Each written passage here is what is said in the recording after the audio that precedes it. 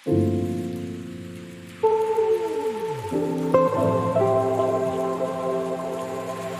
All, ഞാൻ Athulya Raveendran and welcome to gardening guide. അപ്പം ഞാനൊരു സീരീസ് സ്റ്റാർട്ട് ചെയ്യാണ്. ഗാർഡനിങ് തുടങ്ങാൻ ആഗ്രഹിക്കുന്ന ബിഗിനേഴ്സിന് വളരെ യൂസ്ഫുൾ ആയിട്ടുള്ളൊരു സീരീസ് ആയിരിക്കും ഇത്. അപ്പം അത് സ്റ്റാർട്ട് ചെയ്യുന്നത് വളരെ ബേസിക് ആയിട്ടുള്ള കാര്യങ്ങൾ വെച്ചിട്ടാണ്. അപ്പം ഇന്നത്തെ വീഡിയോ നമ്മുടെ ചെടികൾ നന്നായിട്ട് വളരാനായിട്ട് ഏത് തരത്തിലുള്ള പോട്ടി മിക്സ് ആണ് ഉപയോഗിക്കേണ്ടതെന്നാണ്. അപ്പം ഈ സീരീസിൽ എന്താ പറയുക, ഗാർഡനിങ്ങിൽ ഒരുപാട് ചെടികൾ വളർത്തി എന്താ പറയുക നല്ല രീതിയിൽ അറിയുന്ന ആൾക്കാർക്കിനേക്കാളും കൂടുതൽ ബിഗിനേഴ്സിന്, അതായത് ജസ്റ്റ് ചെടികളൊക്കെ വളർത്താനായിട്ട് സ്റ്റാർട്ട് ചെയ്യുന്ന ആൾക്കാർക്ക് ഒരുപാട് യൂസ്ഫുൾ ആയിട്ടുള്ളൊരു സീരീസ് ആയിരിക്കും ഇത്, ബേസിക്സ് ഓഫ് ഗാർഡനിങ്. അതിൻ്റെ എപ്പിസോഡ് 1 ആണ്.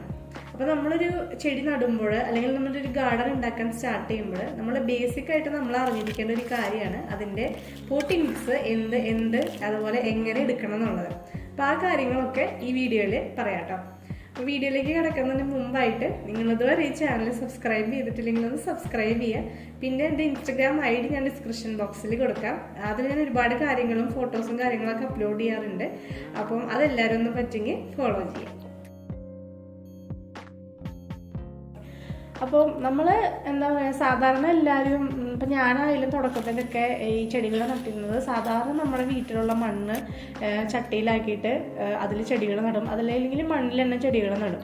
അതിൽ ചെടികൾ വളരില്ല എന്നല്ല, പക്ഷെ ചില സ്പെസിഫിക് ആയിട്ടുള്ള ചെടികൾക്ക് മണ്ണ് മാത്രം പോരാ, അതിൽ കൂടെ വേറെ കുറച്ച് ഇൻഗ്രീഡിയൻസും കൂടി ആഡ് ചെയ്താലാണ് നല്ല രീതിയിലൊരു ചെടികൾക്ക് ഗ്രോത്ത് ഉണ്ടാവുള്ളൂ.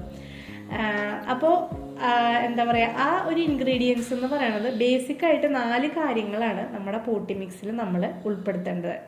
അതിൽ ഒന്നാമത്തെ കാര്യമാണ് ഗാർഡൻ സോയിൽ. ഗാർഡൻ സോയിൽ എന്ന് വെച്ചിട്ടുണ്ടെങ്കിൽ നമ്മുടെ സാധാരണ മണ്ണ്, നമ്മളെ വീട്ടിൽ ചെടി നടാൻ ഉപയോഗിക്കുന്ന മണ്ണ്. പിന്നെ രണ്ടാമത്തെ കാര്യമാണ് കൊക്കോപീറ്റ്. കൊക്കോപീറ്റ് എന്ന് പറഞ്ഞിട്ടുണ്ടെങ്കിൽ ചകിരിനാരിയിൽ നിന്ന് ഉണ്ടാക്കുന്ന ഒരു തരം എന്താ പറയുക അസംസ്കൃത വസ്തുവാണ് ഈ കൊക്കോപീറ്റ് എന്ന് പറയുന്നത്. മൂന്നാമത്തെ കാര്യമാണ് മണൽ. മണൽ എന്ന് പറഞ്ഞിട്ടുണ്ടെങ്കിൽ നമ്മുടെ ഗാർഡൻ സോയിലിനേക്കാളും ഒന്ന് വ്യത്യസ്തമായിട്ട് വളരെ തരിയായിട്ട് കിടക്കുന്ന തരം എന്താ പറയുക സ്ട്രക്ചർ ഉള്ളതാണ് മണൽ. അപ്പോൾ നമുക്ക് എല്ലാവർക്കും അറിയിക്കുമല്ലോ, ആ മണൽ വേണം. പിന്നെ വേണ്ടതാണ് അടിവളം അല്ലെങ്കിൽ ഫെർട്ടിലൈസർ. അത് നമ്മുടെ ഈ 4 കാര്യങ്ങളാണ് ബേസിക്കായിട്ട് നമ്മൾ പോട്ടി മിക്സിൽ ഉൾപ്പെടുത്തേണ്ടത്. അപ്പോൾ ഒരു ചെടി നടുമ്പോൾ ഈ 4 കാര്യങ്ങൾ നമ്മൾ നിർബന്ധമായിട്ടും പോട്ടി മിക്സിൽ ചേർത്ത് കഴിഞ്ഞിട്ടുണ്ടെങ്കിൽ നല്ല രീതിയിൽ തന്നെ ചെടിയിൽ ഒരു ഗ്രോത്ത് ഉണ്ടായിരിക്കും. പിന്നെ അതിൽ ചേർക്കുന്ന ക്വാണ്ടിറ്റീസ്, ഈ 4 കാര്യങ്ങളും അതിൽ ചേർക്കുന്ന അളവുകൾ നമ്മൾ ഓരോ ചെടിക്കനുസരിച്ച് വ്യത്യാസപ്പെടുത്തണം. അതായത് ഇപ്പം നമ്മളൊരു ചെടി നമുക്ക് കിട്ടി കഴിഞ്ഞിട്ടുണ്ടെങ്കിൽ ആ ചെടീനെ കുറിച്ചൊന്ന് പഠിച്ചിട്ട് വേണം നമ്മൾ അതിൻ്റെ പോട്ടി മിക്സ് ഏതാണെന്ന് തീരുമാനിക്കാനായിട്ട്. ഇപ്പോൾ ഒരു ഗൂഗിളിൽ നമുക്ക് ആ ചെടിയുടെ പേര് അറിയാമെന്നുണ്ടെങ്കിൽ ഒരു ഗൂഗിളിൽ നമ്മൾ സെർച്ച് ചെയ്ത് പോയി നോക്കി കഴിഞ്ഞിട്ടുണ്ടെങ്കിൽ അതിൻ്റെ ഇൻഫർമേഷൻ കിട്ടും. അല്ലെങ്കിൽ യൂട്യൂബിലായാലും വേറെ എന്താ പറയുക ഇൻസ്റ്റഗ്രാമിലായാലും ഒരുപാട് എന്താ പറയുക കണ്ടന്റ്സ് നമുക്ക് അവൈലബിൾ ആണ് പ്ലാന്റ്സിനെ കുറിച്ചിട്ട്. അപ്പോൾ ഒരു ചെടി നടുമ്പോൾ നമ്മൾ ആ പ്ലാന്റ്സിനെ കുറിച്ചൊന്ന് പഠിച്ചു കഴിഞ്ഞിട്ടുണ്ടെങ്കിൽ നമുക്ക് അതിന് ആവശ്യമായിട്ടുള്ള എന്താ പറയുക ഏത് പോട്ടി മിക്സ് ആണ് ഉപയോഗിക്കേണ്ടതെന്ന് അറിയാം. അത് എക്സാമ്പിൾ പറയുകയാണെങ്കിൽ കാക്ടസ്, സക്യുലൻസിനൊക്കെ നമ്മൾ സാധാരണ ചെടികൾക്ക് ഉപയോഗിക്കുന്ന പോട്ടി മിക്സ് അല്ല ഉപയോഗിക്കേണ്ടത്. അതിന് വേറൊരു ടൈപ്പ് പോട്ടി മിക്സ് ആണ് ഉപയോഗിക്കേണ്ടത്. അല്ലാത്ത ബാക്കി എല്ലാ തരത്തിലുള്ള എന്താ പറയുക ഒട്ടുമിക്ക എല്ലാ ചെടികൾക്കും ഉപയോഗിക്കാൻ പറ്റുന്നൊരു പോട്ടി മിക്സ് ആണ് ഞാനിവിടെ പറയുന്നത്. അത് ഇൻഡോർ പ്ലാന്റ്സിനല്ല. ഇൻഡോർ പ്ലാന്റ്സിൻ്റെ കാര്യം ഞാനിവിടെ കൺസിഡർ ചെയ്യുന്നില്ല. കൂടുതൽ നമ്മൾ ഔട്ട്ഡോറിൽ വെക്കുന്ന, പുറത്ത് വെക്കുന്ന ചെടികൾക്ക് ഏത് തരത്തിലുള്ള പോട്ടി മിക്സ് ആണ് ഉപയോഗിക്കേണ്ടതെന്നാണ് ഇവിടെ പറയുന്നത്. നിങ്ങളൊരു ചെടി നടാണെങ്കിൽ ഒട്ടുമിക്ക എല്ലാ ചെടികൾക്കും തന്നെ നിങ്ങൾക്ക് ഈ ടൈപ്പ് പോട്ടി മിക്സ് ഉപയോഗിക്കാവുന്നതാണ്. അതിൽ ഫസ്റ്റത്തെ കണ്ടന്റ് ഞാൻ പറഞ്ഞ പോലെ തന്നെയാണ് ഗാർഡൻ സോയിൽ. അത് നമുക്ക് നമ്മുടെ വീട്ടിലുള്ള ഏതെങ്കിലും ഒരു മണ്ണ് എടുക്കാൻ പറ്റും. നല്ല വളക്കൂറുള്ള മണ്ണ് നോക്കി എടുക്കുകയാണെങ്കിൽ അത്രയും നല്ലതാണ്. ഇപ്പോൾ മണ്ണ് അവൈലബിൾ ആയിട്ടില്ലാത്തവരാണെങ്കിൽ നമുക്ക് അവൈലബിൾ ആയിട്ടുള്ള ഏത് മണ്ണ് വേണമെങ്കിലും എടുക്കാവുന്നതാണ്. അത് കഴിഞ്ഞിട്ട് അതിനെപ്പറ്റി കൂടുതലൊന്നും പറയാനില്ല. അത് ഒരു 60% ആണ് നമ്മൾ ആ മണൽ എടുക്കേണ്ടത്. ഏറ്റവും കൂടുതൽ നമ്മുടെ പോട്ടി മിക്സിൽ എന്താ പറയുക വേണ്ട ഒരു ഘടകം എന്ന് പറയുന്നത് നമ്മുടെ ഗാർഡൻ സോയിലാണ്. അത് മറ്റെല്ലാ ഇൻഗ്രീഡിയൻസിനേക്കാളും ഏറ്റവും കൂടുതൽ ആഡ് ചെയ്യേണ്ടത് ഗാർഡൻ സോയിലാണ്. രണ്ടാമത്തെയാണ് കൊക്കോപീറ്റ്. ഈ കൊക്കോപീറ്റ് എന്ന് പറയുന്നത് നമുക്ക് ഇതുപോലത്തെ പാക്കറ്റായിട്ട് എന്താ പറയുക ഈ ഒരു വളം കൂടി മിക്സ് ചെയ്തിട്ടുള്ള കൊക്കോപീറ്റ് വരും. അല്ലാന്നുണ്ടെങ്കിൽ ഒരു ബ്ലോക്ക് പോലെ ചതുരത്തിൽ ഒരു കൊക്കോപീറ്റ് വരും. അപ്പം അങ്ങനെ ബ്ലോക്ക് പോലത്തെ കൊക്കോപീറ്റാണ് നിങ്ങൾ വാങ്ങണമെന്നുണ്ടെങ്കിൽ അതിൽ കുറച്ച് നേരം വെള്ളം ഒഴിച്ച് കഴിഞ്ഞിട്ടുണ്ടെങ്കിൽ അതൊന്ന് വീർത്ത് വന്നിട്ട് നല്ല രീതിയിൽ നമുക്കത് പറിച്ചെടുക്കുക എന്ന് പറയാം, നല്ല പൊടിയായിട്ട് കിട്ടും. അത് ആഡ് ചെയ്യാം. അല്ലാന്നുണ്ടെങ്കിൽ എൻ്റെ ഇരിക്കുന്ന പോലത്തെ ഒരു കൊക്കോപീറ്റും ഉണ്ട്, അതുപോലെ പ്ലസ് അതിൻ്റെ കുറച്ച് ഫെർട്ടിലൈസറും കൂടി ആഡ് ചെയ്തിട്ട് ഇങ്ങനത്തെ ഒരു പാക്കറ്റിൽ നമുക്ക് ഇന്ന് മാർക്കറ്റിൽ കൊക്കോപീറ്റ്സ് അവൈലബിൾ ആണ്. അപ്പോൾ ഈ കൊക്കോപീറ്റ്സ് എന്ന് പറഞ്ഞിട്ടുണ്ടെങ്കിൽ ബേസിക്കലി നമ്മൾ ചകിരിനാരെന്ന് എടുക്കുന്ന ഒരു വസ്തുവാണ്. അത് ചകിരിനാര് എന്ന് പറയാം. അതിനെ പ്രോസസ്സ് ചെയ്തിട്ട് എടുക്കുന്നതാണ് ഈ കൊക്കോപീറ്റ്. അപ്പോൾ നമ്മളിൽ നിന്ന് കിട്ടുന്ന എന്താ പറയുക ചകിരിനാരിനെ അങ്ങനെ തന്നെ നമ്മൾ ചെടികൾക്ക് ഉപയോഗിച്ച് കഴിഞ്ഞിട്ടുണ്ടെങ്കിൽ അത് വളരെ ദോഷമാണ്. അതിൽ കുറച്ച് അസിഡിറ്റി ഒക്കെ ഉണ്ടായിരിക്കും. അതിൻ്റെ പുളിപ്പെന്ന് പറയും. ആ പുളിപ്പൊക്കെ കഴിഞ്ഞിട്ട് വേണം നമ്മൾ കൊക്കോപീറ്റ് യൂസ് ചെയ്യാൻ വേണ്ടിയിട്ട്. അപ്പോൾ ഇവിടെ പുറത്തുനിന്ന് നമ്മൾ വാങ്ങുന്ന കൊക്കോപീറ്റ് എല്ലാം തന്നെ അതിനെ ഒന്ന് പ്രോസസ്സ് ചെയ്തിട്ട് എന്താ പറയുക ഗാർഡനിങ്ങിലേക്കായാലും കൃഷിക്കായാലും യൂസ് ചെയ്യാൻ പറ്റുന്ന രീതിയിൽ അവർ എന്താ പറയുക ഉണ്ടാക്കി വെച്ചിരിക്കുന്ന കൊക്കോപീറ്റാണ് മാർക്കറ്റിൽ അവൈലബിൾ ആയിട്ടുള്ളത്. അപ്പോൾ അത് വാങ്ങുന്നതായിരിക്കും കൂടുതലും നല്ലത്. പിന്നെ വീട്ടിൽ നമുക്ക് ഉണ്ടാക്കാൻ പറ്റും. വീട്ടിൽ ഉണ്ടാക്കാൻ പറ്റുമ്പോൾ അതിൻ്റെ ഒരു വീഡിയോ ഞാൻ സെപ്പറേറ്റ് ഇട്ടിട്ടുണ്ട്, എങ്ങനെയാണ് വീട്ടിൽ ചകിരിനാര് ഈ കൊക്കോപീറ്റ് ഉണ്ടാക്കാൻ പറ്റുക എന്നുള്ളത്.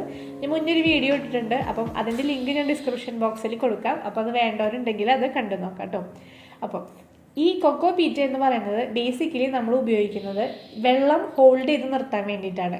അതായത് നമ്മുടെ പോട്ടി മിക്സിൽ എന്താ പറയുക ഗാർഡൻ സോയിലിൽ ഒരു ഈർപ്പത്തിൻ്റെ കണ്ടൻറ്റ് കൂട്ടാൻ വേണ്ടിയിട്ടാണ് നമ്മൾ ഈ കൊക്കോപീറ്റ് ഇട്ട് കൊടുക്കുന്നത്. അപ്പോൾ ചെടികൾക്ക് എന്ത് ചെയ്യാൻ പറ്റും, ചെടികൾ അതിൽ നട്ട് കഴിഞ്ഞിട്ടുണ്ടെങ്കിൽ ഒരു ഈർപ്പം നിറഞ്ഞൊരു ഇത് ആ ചെടിക്ക് കിട്ടുകയും നല്ല രീതിയിലൊരു ഗ്രോത്തും അതിൻ്റെ വേരൊക്കെ നല്ല രീതിയിൽ എന്താ പറയുക ഡെവലപ്പായിട്ടും. ഇനി നമ്മൾ ശ്രദ്ധിക്കേണ്ട ഒരു കാര്യം എന്ന് പറയുന്നത് കൊക്കോപീറ്റിൻ്റെ അളവാണ്. കൊക്കോപീറ്റ് ഒരുപാട് കൂടുതൽ ഇട്ട് കഴിഞ്ഞിട്ടുണ്ടെങ്കിൽ നമ്മുടെ ഫലം എന്ന് പറയുന്നത് നേരെ തിരിച്ചായിരിക്കും. കാരണം ഒരുപാട് കൊക്കോപീറ്റ് ഉപയോഗിച്ച് കഴിഞ്ഞാൽ അത് ഒരുപാട് വെള്ളം അത് തടഞ്ഞ് ഹോൾഡ് ചെയ്ത് നിർത്തും. അങ്ങനെ ഈ സോയിൽ ഭയങ്കര എന്താ പറയുക ഒരു ചളിവിളിയാവും ഉള്ളിൽ. അങ്ങനെ വേരുകൾ ചെയ്യാനായിട്ട് തുടങ്ങും. അപ്പോൾ നമ്മൾ കൊക്കോപീറ്റ് ഉപയോഗിക്കുമ്പോൾ ചെയ്യേണ്ട കാര്യം എന്ന് പറയുന്നത് ഒരുപാട് ക്വാണ്ടിറ്റി കൂടുതൽ കൊക്കോപീറ്റ് നമ്മൾ ഒരിക്കലും ഉപയോഗിക്കാൻ പാടില്ല. അപ്പോൾ നമ്മളൊരു 60% ഗാർഡൻ സോയിലാണ് എടുക്കുന്നുണ്ടെങ്കിൽ ഒരു 20-25 കൊക്കോപീറ്റ് മാത്രമാണ് നമ്മൾ എന്താ പറയുക അതിലിട്ട് കൊടുക്കുന്നത്. അത്ര മാത്രമാണ് കൊക്കോപീറ്റ് നമ്മൾ ഇട്ട് കൊടുക്കാൻ പാടുള്ളൂ. അല്ലെങ്കിൽ ചെടികൾ പെട്ടെന്ന് തന്നെ ചീഞ്ഞു പോകും. കൊക്കോപീറ്റ് ഇട്ട് കൊടുത്തില്ലെങ്കിൽ ചെടികളിൽ വെള്ളം അങ്ങനെ കെട്ടി നിൽക്കില്ല.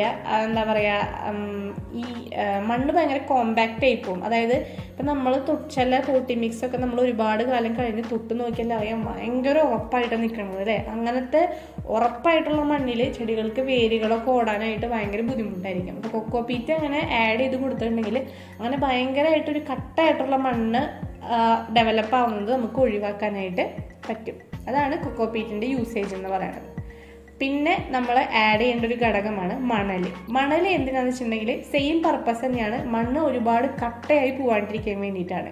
അപ്പോൾ നമ്മൾ ഏതെങ്കിലും ഒരു ചട്ടി ഒരുപാട് കാലമായിട്ടിരിക്കുമ്പോൾ അത് ഗ്രാജ്വലി കാലങ്ങൾ മാറും തോറും ആ മണ്ണുകൾ ഭയങ്കര കട്ടയായിട്ട് ചെടികൾക്ക് വേര് ഓടാനുള്ള എന്താ പറയുക സ്ഥലവും ഉണ്ടാവില്ല, അതുപോലെ എയർ ഹോൾസും ഉണ്ടാവില്ല. അപ്പം അങ്ങനെ കട്ടയാണത് കുറയ്ക്കാൻ വേണ്ടിയിട്ടാണ് നമ്മൾ മണൽ ആഡ് ചെയ്ത് കൊടുക്കുന്നത്. മണൽ ആഡ് ചെയ്ത് കൊടുക്കുമ്പോൾ ധാരാളം വായുസഞ്ചാരത്തിലുള്ള ചെറിയ അറകൾ ആ ഒരു എന്താ പറയുക ഈ പോട്ടി മിക്സിൽ ഉണ്ടായിരിക്കും. അപ്പം അങ്ങനെ മണ്ണ് നന്നായി കട്ടയാവുന്ന ഒരു എന്താ പറയുക ഒരു ഇത് നമുക്ക് കുറച്ചെടുക്കാനായിട്ട് സാധിക്കും. അതുപോലെ തന്നെ വെള്ളം നമ്മൾ ഒഴിച്ചു കൊടുത്തിട്ടുണ്ടെങ്കിൽ നല്ല രീതിയിൽ തന്നെ താഴത്തോട്ട് അത് എന്താ പറയുക ഡ്രെയിനേജ് നന്നായിട്ട് ഉണ്ടായിരിക്കും. അതായത് വെള്ളം പിടിച്ചു നിൽക്കാൻ പറ്റാണ്ട് എന്താ പറയുക ഇപ്പം നമ്മൾ ഡ്രെയിനേജ് ഹോളൊക്കെ ഇട്ട് കൊടുക്കുമല്ലോ, അതായത് നമ്മൾ ഒഴിക്കുന്ന വെള്ളം എന്തായാലും ചുറ്റിയുടെ അടിയിൽ കൂടെ പോകണം. അപ്പോൾ ഈ മണലൊക്കെ ആഡ് ചെയ്ത് കൊടുത്തിട്ടുണ്ടെങ്കിൽ ആ ഒരു പ്രക്രിയ പെട്ടെന്ന് തന്നെ വാട്ടർ നല്ല ഡ്രെയിനേജ് ഉണ്ടായിട്ട് ഉള്ളിൽ കൂടെ അങ്ങനെ പൊക്കോളും. അപ്പം ഏതൊരു ചെടിയായാലും മണൽ ആഡ് ചെയ്ത് കൊടുക്കുന്നത് നിങ്ങൾ മണൽ അവൈലബിൾ ആണെന്നുണ്ടെങ്കിൽ ആഡ് ചെയ്ത് കൊടുക്കുന്നത് നല്ലതായിരിക്കും. ഇപ്പം മണലില്ലാത്ത അവസരങ്ങളിലാണെങ്കിൽ ഇപ്പം നമ്മൾ മഴയൊക്കെ പെയ്തിട്ടുണ്ടെങ്കിൽ മഴയത്ത് ഇങ്ങനെ ഒലിച്ചു വരുന്ന ഒരു തരം പൊടിമണൽ പോലെ നമുക്ക് കിട്ടാനായിട്ട് ഉണ്ടായിരിക്കും. അപ്പം അങ്ങനെ പൊടിയായിട്ട് കിട്ടുന്ന മണൽ ഒക്കെ അവൈലബിൾ ആണെങ്കിൽ ആ മണ്ണ് എടുത്തിട്ട് നമുക്ക് ഈ ഗാർഡൻ സോയിലിൻ്റെ കൂടെ മിക്സ് ചെയ്തിട്ട് ഉപയോഗിക്കാവുന്നതാണ്. പിന്നെ നമുക്ക് വേണ്ട ഒരു ഇൻഗ്രീഡിയൻ്റ് ആണ് ഫെർട്ടിലൈസർ എന്ന് പറയുന്നത് കമ്പൽസറി ആയിട്ടുള്ളൊരു കാര്യമാണ്. കാരണം നമ്മുടെ ചെടി വളരാനായിട്ട് അതിന് ചില മൂലകങ്ങൾ ആവശ്യമാണ്. അപ്പോൾ എല്ലാ മണ്ണിലും എല്ലാ മൂലകങ്ങളും ഉണ്ടാവണമെന്നില്ല, അല്ലെങ്കിൽ ചില മണ്ണിന് വളക്കൂറുകളൊക്കെ കുറവായിരിക്കും. അപ്പം അങ്ങനെയുള്ള സന്ദർഭങ്ങളിൽ ആ ചെടിക്ക് വളരാനായിട്ടുള്ള മൂലകങ്ങളൊന്നും ആ മണ്ണിലില്ലെങ്കിൽ അതിന് ഗ്രോത്ത് റേറ്റ് കുറവായിരിക്കും. അപ്പോൾ നമ്മൾ എക്സ്ട്രാ വളങ്ങൾ നമ്മൾ ആഡ് ചെയ്ത് കൊടുക്കണം ഈ ചെടി നടുമ്പോൾ തന്നെ. അതിന് അടിവളങ്ങൾ എന്നാണ് പറയുക. അപ്പോൾ നമുക്ക് ഏത് തരത്തിലുള്ള ജൈവവളങ്ങളായാലും ഈ പോട്ടി മിക്സിൻ്റെ കൂടെ ആഡ് ചെയ്യാം. ഒരുപാട് ടൈപ്പ് വളങ്ങൾ ഇപ്പോൾ മാർക്കറ്റിൽ അവൈലബിൾ ആണ്. വേപ്പിൻ പിണ്ണാക്ക്, ചാണകപ്പൊടി, അതുപോലെ തന്നെ എന്താ പറയുക വെർമി കമ്പോസ്റ്റ്, അങ്ങനെ ഒരുപാട് തരത്തിലുള്ള വളങ്ങൾ നമ്മുടെ മാർക്കറ്റിൽ ഇപ്പോൾ അവൈലബിൾ ആണ്. അപ്പം വളങ്ങളെ കുറിച്ച് ഞാൻ ഡീറ്റെയിൽഡ് ആയിട്ട് പറയുന്നില്ല, കാരണം നമ്മുടെ എപ്പിസോഡ് 2 ഞാൻ പ്ലാൻ ചെയ്യുന്നത് ഫെർട്ടിലൈസേഷനെ കുറിച്ചൊരു കംപ്ലീറ്റ് വീഡിയോ ചെയ്യാമെന്നാണ്. അപ്പോൾ ആ കാര്യം ഇവിടെ പറയുന്നില്ല. അപ്പം ഈ ഫെർട്ടിലൈസേഷൻ ആയാലും നമ്മൾ 60% ഒരു ഗാർഡൻ സോയിൽ എടുക്കുന്നുണ്ടെങ്കിൽ ഒരു 20-25% മാത്രമാണ് നമ്മൾ ഫെർട്ടിലൈസറും ആഡ് ചെയ്ത് കൊടുക്കാൻ പാടുള്ളൂ. നമ്മൾ ഒരുപാട് ഫെർട്ടിലൈസർ ചെടിക്ക് കൊടുത്താലും അത് എക്സ്ട്രീംലി ദോഷം ചെയ്യും. അപ്പോൾ നമ്മൾ വളരെ കുറഞ്ഞ അളവിൽ, അതായത് കുറഞ്ഞ അളവിൽ നല്ല ഒരു 20-25% മാത്രമാണ് നമ്മൾ ഫെർട്ടിലൈസറും ചെടിക്ക് ആഡ് ചെയ്ത് കൊടുക്കാൻ പാടുള്ളൂ. കൂടുതൽ വളങ്ങൾ നമ്മൾ ആഡ് ചെയ്ത് കൊടുക്കാൻ പാടില്ല. ഫോർ എക്സാമ്പിൾ പറയുകയാണെന്നുണ്ടെങ്കിൽ ഇപ്പം നമ്മളൊരു മഴക്കാലം വന്നു. മഴക്കാലത്ത് ചെടികൾ ചീയലും അതുപോലെ ഹാംഫുൾ ആയിട്ടുള്ള ബാക്ടീരിയാസ് വളരലൊക്കെ ഭയങ്കര കൂടുതലാണ്. അപ്പോൾ ആ സമയത്ത് നമ്മുടെ പോട്ടി മിക്സിൽ നമ്മൾ ഒരുപാട് ഫെർട്ടിലൈസേഴ്സ് ആഡ് ചെയ്ത് കൊടുത്തു കഴിഞ്ഞിട്ടുണ്ടെങ്കിൽ അതിലൊരുപാട് വേണ്ടാത്ത ജീവികളും ബാക്ടീരിയാസൊക്കെ വളർന്ന് അത് ചെയ്യാനായിട്ട് തുടങ്ങും. ഒരുപാട് ഫെർട്ടിലൈസേഷൻ നമ്മൾ ആഡ് ചെയ്ത് കൊടുത്തു കഴിഞ്ഞിട്ടുണ്ടെങ്കിൽ. അപ്പോൾ എപ്പോഴും നമ്മൾ പോട്ടി മിക്സ് എടുത്ത് കഴിയുമ്പോൾ ഒരു 20% ഫെർട്ടിലൈസേഴ്സ് മാത്രം ഉപയോഗിക്കാം. അത് കഴിഞ്ഞ് നമുക്ക് മന്ത്ലി വൺസ് ആ ചെടിക്ക് നമ്മൾ ഫെർട്ടിലൈസേഷൻ ആഡ് ചെയ്ത് കൊടുക്കാവുന്നതാണ്.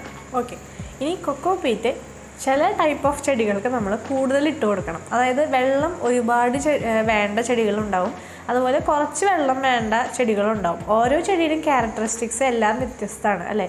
ഫോർ എക്സാമ്പിൾ നമ്മളൊരു ഫേൺ എടുക്കാമെന്ന് വിചാരിക്കുക. ഈ ഫേണിന് ഈർപ്പം നിറഞ്ഞൊരു അന്തരീക്ഷവും ഈർപ്പം നിറഞ്ഞ പോട്ടി മിക്സുമാണ് കൂടുതൽ ഇഷ്ടം. അങ്ങനെ കൂടുതൽ ഈർപ്പത്തിൻ്റെ കണ്ടൻറ്റ് ഉണ്ടാകുമ്പോഴാണ് അത് നന്നായിട്ട് തഴച്ച് വളരുക. അപ്പം അങ്ങനെയുള്ള ഫേണിന് നമ്മൾ പോട്ടി മിക്സ് തയ്യാറാക്കുമ്പോൾ ഒരുപാട് കൊക്കോപീറ്റ് നമുക്ക് ഒരു 25-നേക്കാളും മേലെ കൊക്കോപീറ്റ് നമുക്ക് ഇട്ട് കൊടുത്തു കഴിഞ്ഞിട്ടുണ്ടെങ്കിൽ ആ ചെടി നന്നായിട്ട് വളർന്നോളും. അപ്പം ഇത് വളരെ ബേസിക് ആയിട്ടുള്ളൊരു വീഡിയോ ആയിരുന്നു, എങ്ങനെയാണ് ഒരു ചെറിയ രീതിയിലുള്ളൊരു പോട്ടി മിക്സ് തയ്യാറാക്കേണ്ടതെന്നുള്ളത്.